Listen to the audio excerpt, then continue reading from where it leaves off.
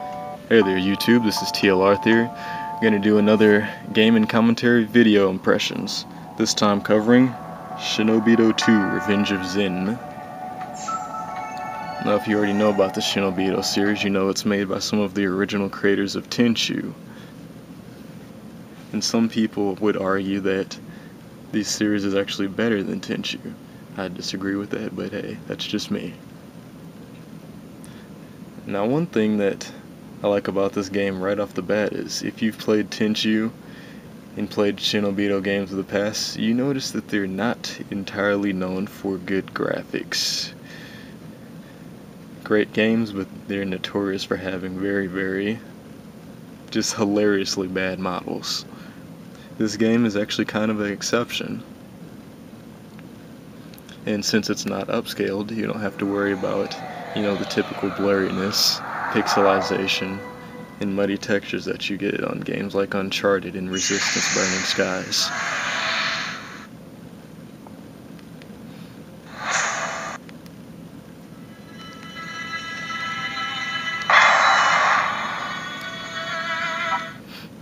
While this game is sort of low profile, I'd actually say this is one of Vita's better titles. With one exception being that the maps get really repetitive and you only seem to have a couple maps to play through. But let's just jump into the game so I can show you.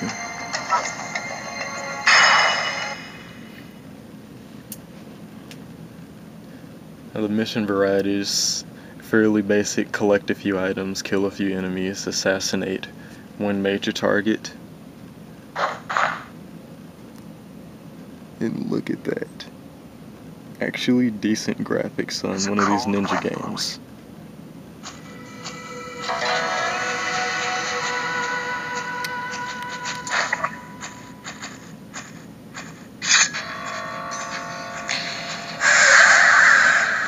I'm going to show you one thing that I really do love about this. I forget what the name of these are called, but they're sort of a special attack.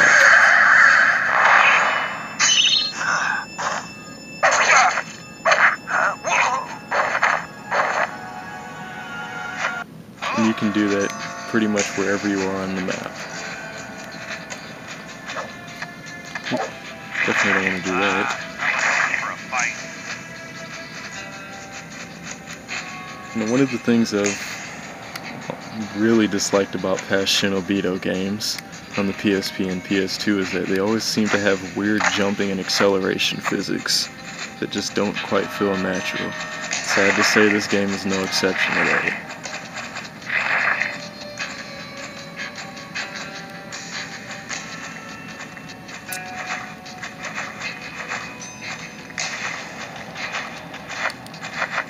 But what we do have is lots and lots of assassinations. And ninjas doing ninja shit. What the?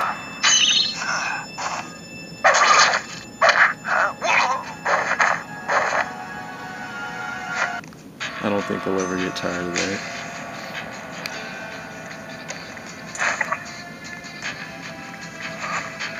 One thing that can be sort of a good or bad thing is that the missions on this are fairly short. So if you're just looking for a little bit of pick up and play action, then you're in luck. If you're looking for something long-winded, you'll have to play a few missions. I just killed all my own guys. Yep, I think those are friendlies. Ah, you're alright.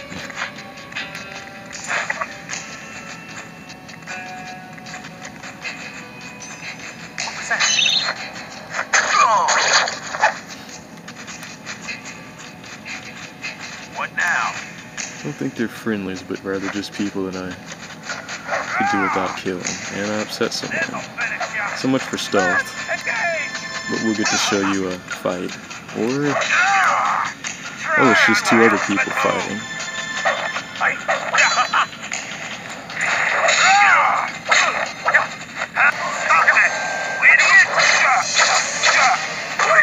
Now this is new. I've never seen people helping me jump an enemy before. Now for something real powerful.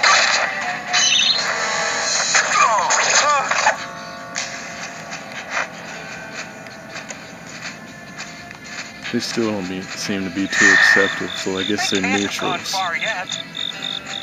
Whatever.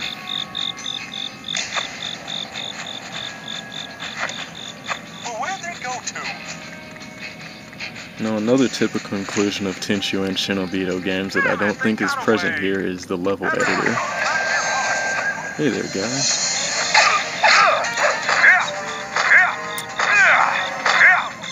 This'll finish ya.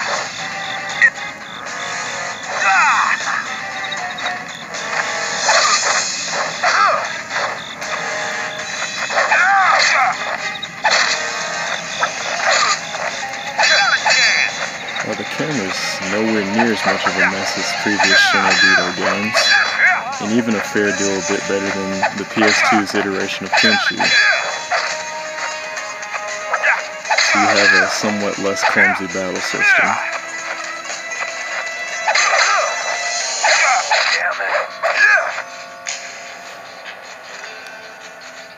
Although the point is typically not to go through all that, so you wouldn't have to use the battle system much. Yeah, keep going that way.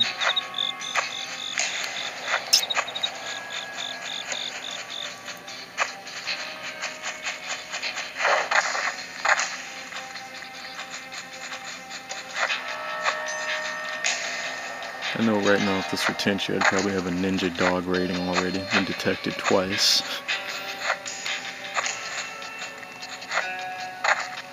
And it looks like another exit. I, for the life of me, cannot find this last guy I'm supposed to kill.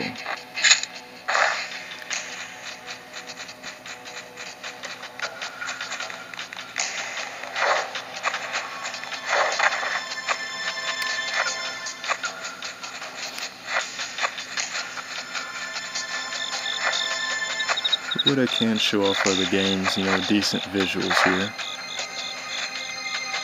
Still have kind of basic Nintendo 64 looking trees, but can't win them all. And either way, it's a humongous step up from both Tenchu and Shinobido games.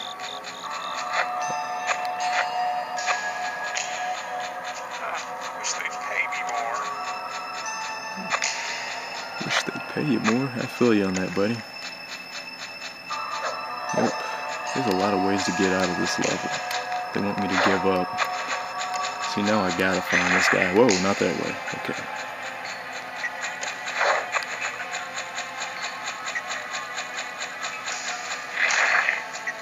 Oh, he's somewhere. What the hell is he doing up there?